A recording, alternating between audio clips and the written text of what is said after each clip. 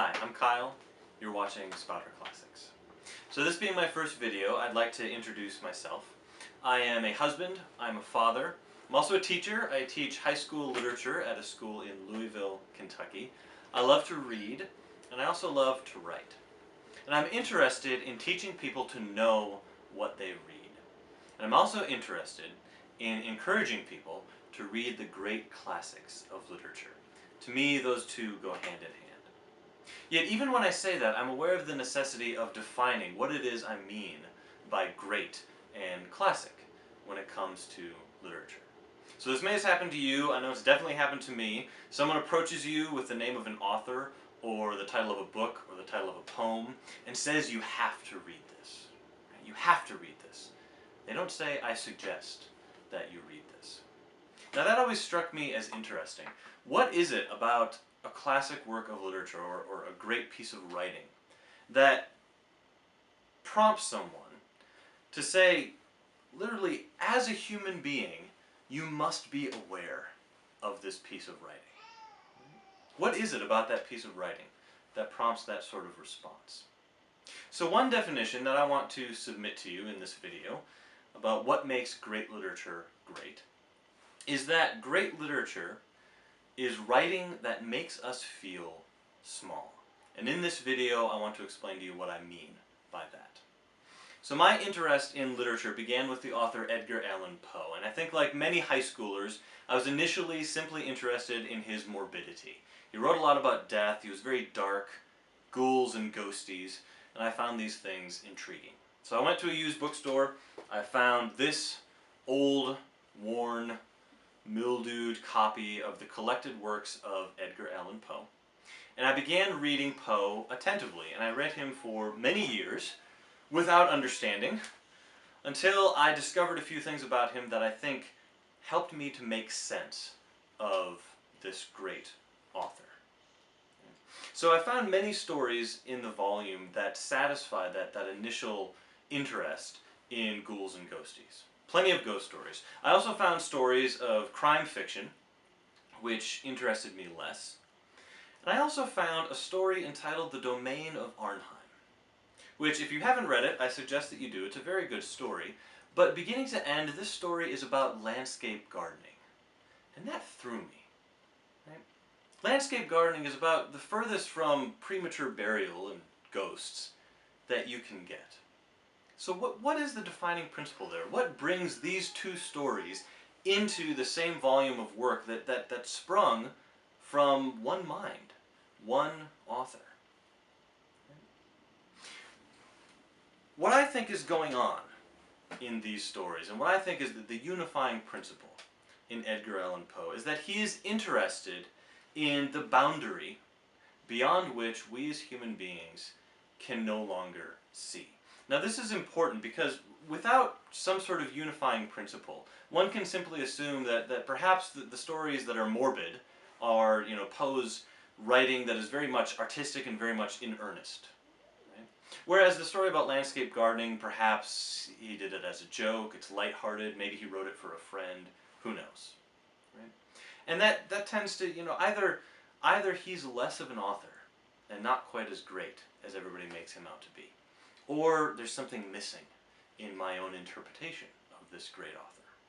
So, trusting that he is a great American author, I came up with, I thought, theorized, and found what I think to be that unifying principle of a boundary beyond which we cannot see. And I want to call that boundary opaque meaning. Now this works very simply on the principle that our knowledge is more limited than our imagination, which means that we can be aware of a significance or aware of a meaning that we do not fully comprehend. And that's what I mean by opaque meaning. And for Edgar Allan Poe, that opaque meaning is the idea of death. Death is that boundary into which the human being cannot see, that boundary before which we are permanently limited. And that explains his morbidity, his stories about ghosts. Now, what about his crime fiction? If you think about it, the relationship between a detective and a criminal is exactly that of opaque meaning.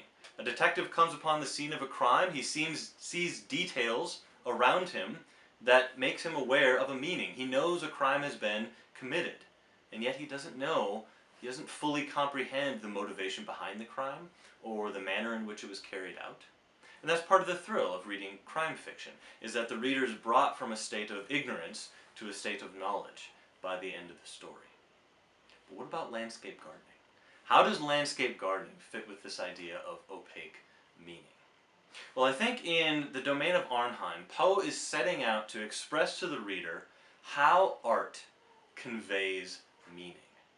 And he does this figuratively through the idea of landscape gardening, which combines two things. Landscape gardening combines artistic intention, so design, coming from the mind and the efforts of an artist. It combines that design with the wildness and with the unpredictable and uncontrollable elements of nature. That's what landscape gardening is. It is artistic design combined with something that is greater than both the viewer and the artist himself. Poe is interested in writing that makes us feel small, that brings us to that boundary, that shows us something that is greater than ourselves that we cannot fully comprehend. Now, another example that I want to present to you to capture this idea of opaque meaning is the monument Stonehenge. If you think of Stonehenge, what initially impresses us, I think, is its massive size, the massive size of the stones that are used to build the structure. And as you contemplate it, as you gaze at Stonehenge, you become aware of its meaning. You know that it was designed, it was built by an active mind. And if that's the case, then we can be certain that it was built for a purpose. And yet that's where the mystery enters in, because that purpose is still, today, inaccessible to us. We don't know what that rationality is behind the monument. And that intrigues us. It captures something about human existence, our own limitation, our lack of knowledge. It also captures something about human nature, our desire for knowledge. Stonehenge inspires in us a wonder. We stand in awe of its grandeur. It also inspires in us a pursuit of knowledge. We want to know, and so we keep digging, we keep researching. One can compare this to literature, we keep writing. And thirdly, it inspires in us a creative imitation. We want to create something that is every bit as grand and also every bit as meaningful as Stonehenge. Things like Stonehenge, things like great literature, signify to the viewer or the reader something that is greater than ourselves. It's a knowledge that we want to be privy to. And as human beings, we can either encompass that knowledge, and yet you don't have to live very long in the world to know that we don't encompass full knowledge of the world in which we live. We don't encompass even full knowledge of ourselves. So the other alternative is that we be included in that knowledge. And mankind's attempts to be included in that knowledge, our successes, the discoveries that we do make, and our failures, our knowledge of our own human limitations, that's what makes great literature. Great literature is writing that makes us feel small.